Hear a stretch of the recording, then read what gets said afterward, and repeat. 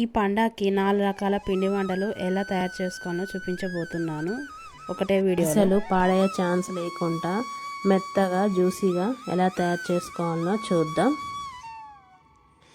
First ration బియ్యాన్ని దొడ్డు బియ్యాన్ని మంచిగా కడుక్కొని 12 గంటలు నానబెట్టాలి. నానాక ఆ నానిన నీళ్ళని ఇలా వంపుకోవాలి. వంపుకున్నాక ఒక పొడి బట్ట తీసుకొని అందులో తడి బియ్యాన్ని ఇలా వేసుకొని అట్లా ఒక అర్ధగంట గంట సేపు పక్కన పెట్టుకోవాలి. మరీ ఎండబెట్టుకోవద్దు బియ్యాన్ని. తడి అందులో ఉన్న వాటర్ కిందికి వచ్చేదాకా వేసుకోవాలి బట్టని. ఈ విధంగా వేసుకొని అట్లా కొంచెం క్లాత్ తోటి ఇలా తుడుచుకోవాలి. తడిని తుడుచుకున్నాక మరీ ఎండబెట్టద్దు బియ్యాన్ని. తుడుచుకున్నాక ఇందులో ఒక క్యాన్లో పోసుకొని గిర్నీలో పిండి పట్టించుకోవాలి.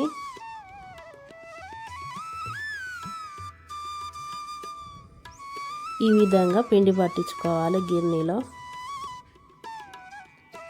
తర్వాత 2 కిలోల బియ్యానికి 1.5 కిలోల బెల్లం తీసుకున్నాను. అందులో ఒక గ్లాస్ నీళ్లు పోసుకొని బెల్లాన్ని కరిగించుకోవాలి.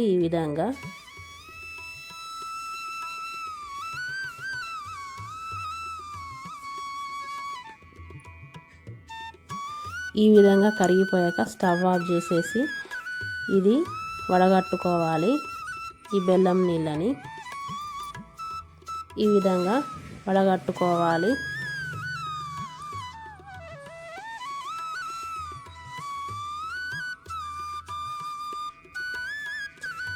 ఈ విధంగా వడగట్టుకొని తర్వాత ఈ తడిపిండిని మనం గిన్నెలో పట్టించుకున్న పిండిని ఇలా జల్లించుకోవాలి. ఏదైనా నూక కానీ డస్ట్ కానీ ఉంటే బయటకు వస్తుంది. ఇలా జల్లించుకొని పక్కన పెట్టుకొని ఇప్పుడు ఇందాక వడగట్టుకున్న బెల్లం నీళ్ళని పాకం వచ్చేదాకా ఉడికించుకోవాలి. ఈ విధంగా ఇందులో ఆవు నెయ్యి వేసుకోవాలి. ఎంత ఆవు నెయ్యి వేస్తే అంత ఫ్లేవర్ వస్తుంది, అంత టేస్ట్ వస్తుంది అరిసెకి.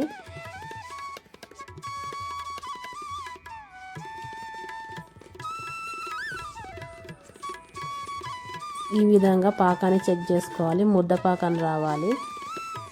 చూడండి, వీడియోలో చూపించే విధంగా పాకాన్ని చెక్ చేసుకోవాలి. ఇలా ముద్దకు రావాలి పాకం కరెక్ట్గా పట్టాలి. ఈ విధంగా ఇలా నీళ్ళ నుండి తీస్తే ఇలా ముద్దగా రావాలి పాకం. తర్వాత ఇలాచి పౌడర్ వేసుకొని కలుపుకోవాలి పాకం వచ్చాక.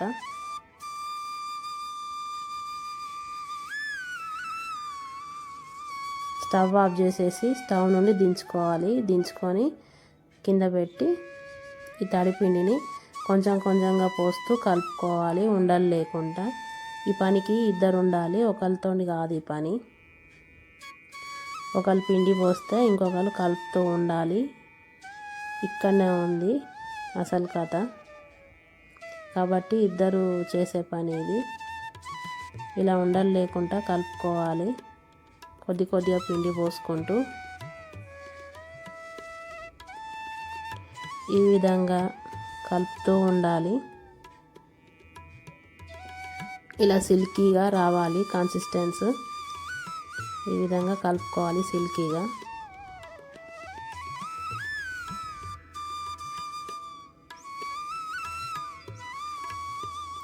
కొంచెం లైట్గా లూజ్ అయినా కానీ ఇలా కలుపుకొని పక్కన పెట్టుకొని కొద్దిగా అయినాక చేసుకోవచ్చు అరిసెలు. పిండి గట్టిగానే పడుతుంది.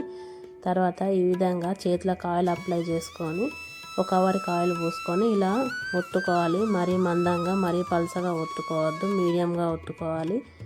నూనె వేడయ్యాక ఇలా వేసుకొని స్టవ్ మంట తక్కువ పెట్టుకొని కాల్చుకోవాలి. లేకపోతే మాడిపోయి లోపల పిండి ఉడకదు. చూడండి, ఈ విధంగా అరిసెలు పొంగుతూ వస్తాయి. ఈ విధంగా కాలాక ఆయిల్ నుండి తీసేసుకోవాలి. తర్వాత అరిసెలో ఉన్న ఎక్స్ట్రా ఆయిల్ని తీసేయడానికి ఇలా ఒత్తుకోవాలి అరిసెప్పని. కొంచెం అరిసెలు ఆయిల్ ఎక్కువగా పీలుస్తాయి కాబట్టి ఇలా ఒత్తుకుంటే అందులో ఉన్న ఎక్స్ట్రా ఆయిల్ బయటకు వస్తుంది, మంచిగా ఉంటుంది తినేటప్పుడు కూడా. మళ్ళీ ఇష్టం ఉన్న వాళ్ళైతే నువ్వుల అరిసెలు ఈ విధంగా చేసుకోవచ్చు. అదే పిండితో నువ్వులు ఇలా అద్దుకొని ఉండకు ఇలా నువ్వులు అద్దుకొని ఒత్తుకోవాలి. చేతికి ఆయిల్ పోసుకొని ఈ విధంగా మీడియంగా ఒత్తుకోవాలి. మరీ పల్చగా మరీ మందంగా ఒత్తుకోవద్దు.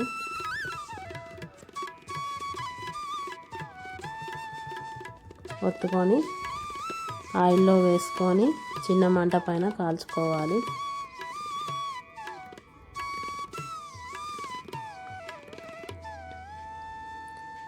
మంట పెద్దగా పెడితే లోపల పిండి ఉడకదు.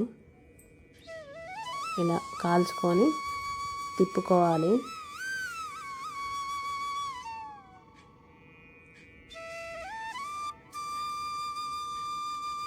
ఈ విధంగా తిప్పుకోవాలి.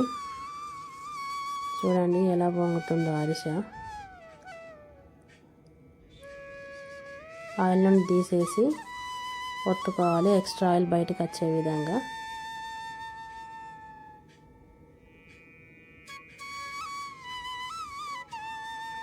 ఈ విధంగా ఒత్తుకోవాలి.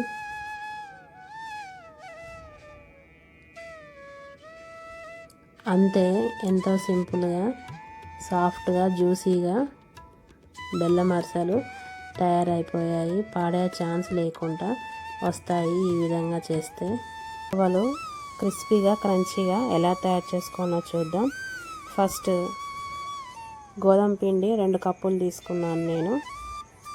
ఇందులో ఒక చిన్న గ్లాసు బొంబాయి రవ్వ కలుపుకున్నాను, ఉప్మా రవ్వ. ఈ తర్వాత వంట సోడా వేసుకున్నాను. ఈ బొంబాయి రవ్వ వంట సోడా వల్ల చాలా క్రంచీగా వస్తాయి గవ్వలు. తర్వాత నెయ్యి వేసుకోవాలి. నెయ్యి వేసుకొని అంతా కలిసేట్టుగా కలుపుకోవాలి. పిండిని ఈ విధంగా మొత్తం కలిసేట్టుగా కలుపుకోవాలి. ఇలా ముద్దకు రావాలి. పిసికితే క్రంబులుగా ఉండాలి పిండి. ఇలా అయితే గవ్వలు గుల్లగా వస్తాయి. నీళ్లు పోసుకొని కొంచెంగా పిండి పిసుక్కోవాలి. కొంచెంగా నీళ్లు పోసుకుంటూ పిసుక్కోవాలి పిండిని. ఈ విధంగా పిండిని పిసుకున్నాక ఒక 15 నిమిషాలు పక్కన పెట్టాలి. పిండి నానిపోతుంది మంచిగా. ఇందులో ఉన్న రవ్వ కూడా మంచిగా నానిపోతుంది.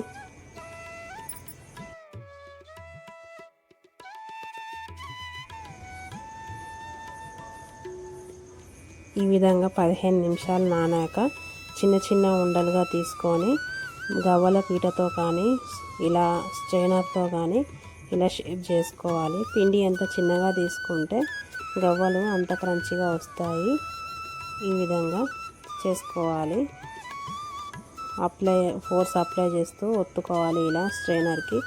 ఇలా అన్నీ చేసుకున్నాక గవ్వలు డీప్ ఫ్రై చేసుకోవాలి. నూనె వేడెక్కాక గవ్వలు ఒక్కొక్కటి వేస్తూ వేయించుకోవాలి. స్టవ్ చిన్నగా పెట్టి వేయించుకోవాలి. లేకపోతే పైన తొందరగా కలర్ వచ్చి లోపల పచ్చిగా ఉంటుంది పిండి, ఉడకదు లోపల గవ్వలు.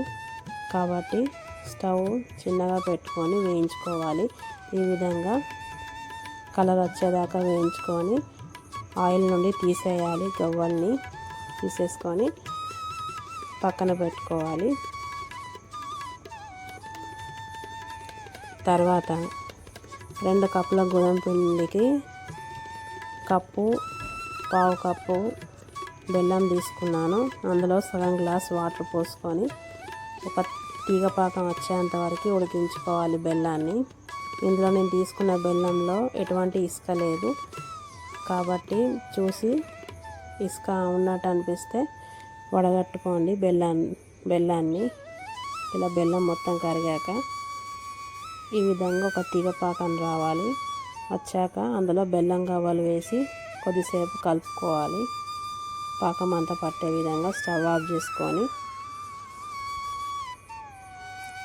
ఈ విధంగా కలుపుకోవాలి. కలుపుకొని ఒక 15 నిమిషాలు పక్కన పెట్టేస్తే పాకం గట్టిగా పడుతుంది, ఎండిపోతుంది. అంతే, ఎంతో క్రంచీగా స్వీట్ షాప్ స్టైల్ బెల్లం గవ్వలు తయారైపోయినాయి గోధుమ పిండితో. స్పెషల్ క్రిస్పీ సకినప్పాలు ఎలా తయారు చేసుకోవాలో చూద్దాం. ఫస్ట్ రేషన్ బియ్యాన్ని ఒక 5 కిలోలు తీసుకొని బియ్యంలో ఎలాంటి ఉసుక లేకుండా గాలించుకోవాలి. వీడియోలో చూపించే విధంగా ఈ విధంగా గాలించుకోవాలి. గాలించుకోవడం వల్ల ఉసుక అనేది బయటికి వస్తుంది లాస్ట్కి. ఇలా గాలించుకున్న తర్వాత బియ్యాన్ని కడుక్కొని 1 గంట పాటు నానబెట్టుకోవాలి. రేషన్ బియ్యాన్ని గంట పాటు నానబెట్టుకొని నానిన తర్వాత ఈ నీటి నుండి తీసేసి కొంచెం లైట్గా తడి ఆరేదాకా ఒక క్లాత్ తీసుకొని ఆ క్లాత్లో కొద్దిసేపు నీళ్ళు వచ్చేదాకా వేసుకోవాలి. వేసుకున్నాక పిండి గిన్నెలో పిండి పట్టించుకోవాలి. ఈ విధంగా పిండి పట్టించుకున్న తర్వాత కిలో నువ్వులు వేసుకోవాలి 5 కిలోల పిండికి. తర్వాత 150 గ్రాముల వాము వేసుకోవాలి.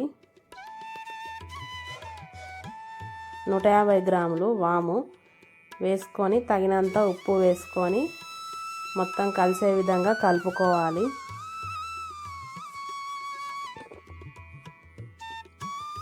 ఈ విధంగా కలుపుకోవాలి. పిండికి మొత్తం కలిసేలాగా కలుపుకున్నాక కొంచెం కొంచెం పిండి తీసుకుంటూ ఇలా నీళ్లు పోసుకొని పిండి కలుపుకోవాలి.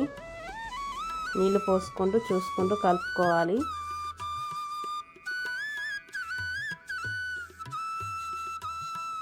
పిండి అనేది మరీ టైట్గా లూజ్గా కలుపుకోకూడదు. ఈ సకినాల పిండి ఈ విధంగా కలుపుకుంటే సరిపోతుంది.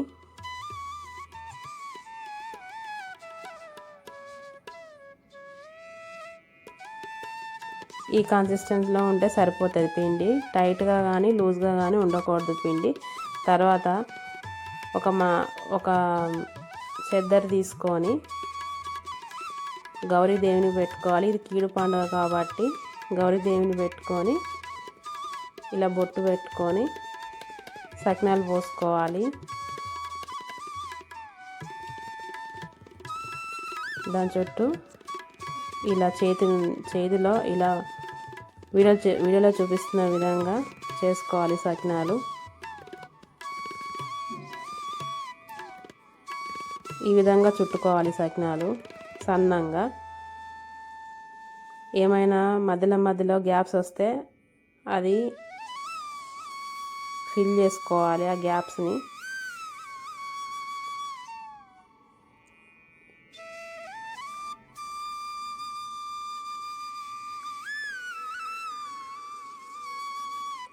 ఈ విధంగా సకినాలు చుట్టరాని వాళ్ళు ఒక కవర్ తీసుకొని దాని ఎడ్జ్లో చిన్నగా కట్ చేసుకోవాలి. చిన్న హోల్ పెట్టుకోవాలి. హోల్ పెట్టుకొని ఇందులో సకినాల పిండి వేసుకొని ప్రెస్ చేస్తూ చుట్టుకోవచ్చు. సకినాలు చుట్టరాని వాళ్ళు మాత్రమే ఇలా చేసుకోవచ్చు. సకినాలు చుట్టొచ్చే వాళ్ళు హ్యాపీగా చేతితో చుట్టుకోవచ్చు. చూడండి, ఈ వీడియోలో చూపించే విధంగా చుట్టుకోవాలి. కవర్లో వేసుకొని చిన్నగా పెట్టుకోవాలి హోల్ ఎడ్జ్లో.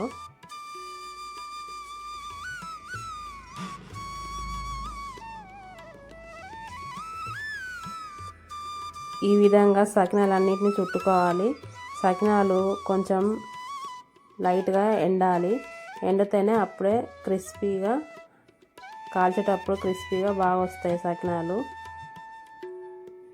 పచ్చిగా వేయకూడదు. సకినాలు నూనెలో తేలుతాయి పచ్చిగా వేస్తే. ఈ విధంగా షార్ప్ ప్లేట్ తోటి సకినాలు ఒకదానిపై ఒకటి వేసుకోవాలి.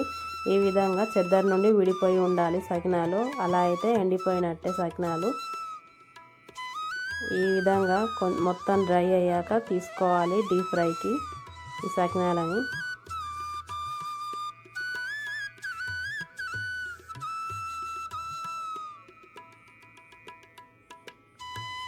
తర్వాత నూనె వేడి చేసుకోవాలి.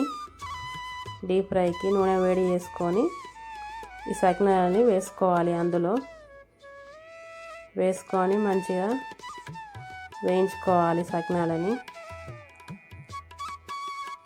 ఈ విధంగా గారెల పుల్ల పెడుతూ ఇట్లా సకినాలను విడదీస్తూ వేయించుకోవాలి. ఈ నూనె నురుసులన్నీ పోయేదాకా సకినాలను వేయించుకోవాలి.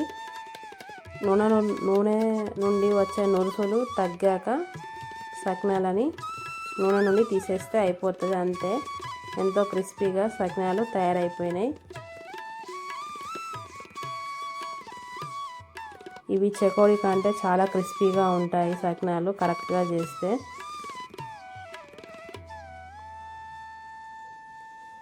అంతే, ఎంతో టేస్టీ అండ్ క్రిస్పీ సకినాలు తయారైపోయినాయి. తెలంగాణ స్పెషల్, సంక్రాంతికి ఎక్కువగా చేసుకుంటారు తెలంగాణలో ఈ సకినాలు. ఒకసారి ట్రై చేసి చూడండి.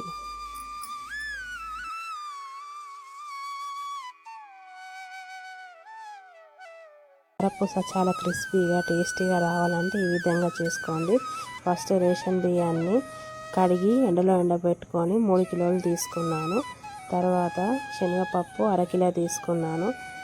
తర్వాత సగ్గుబియ్యం 1/2 కిలో వేసుకున్నాను.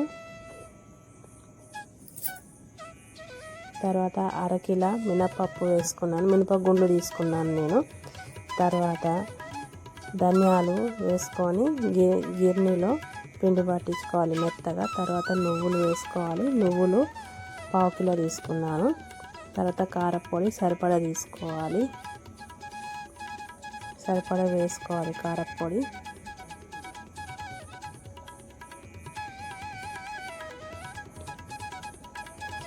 తర్వాత వాము వేసుకోవాలి, గుప్పడంత వాము.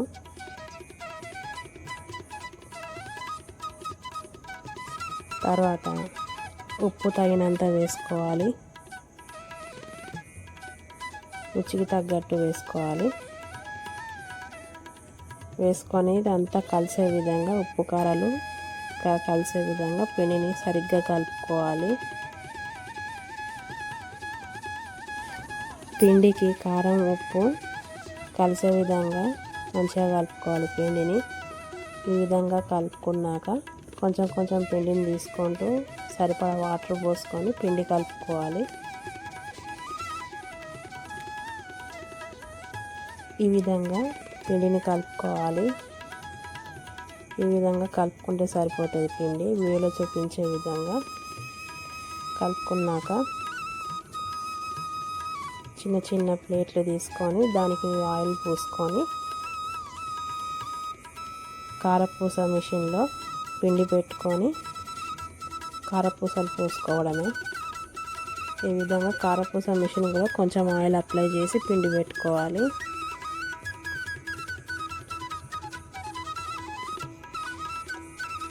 ఈ విధంగా మిషన్ ఫిక్స్ చేసుకొని కారపూస పోసుకోవడమే. ఈ ప్లేట్ల మీద కొంచెం ఆయిల్ పూసుకొని పోసుకోవాలి కారపూస.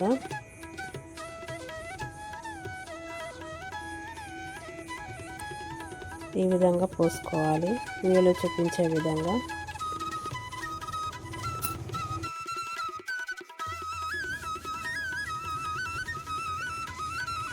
ఈ విధంగా పోసుకోవాలి కారపూసని.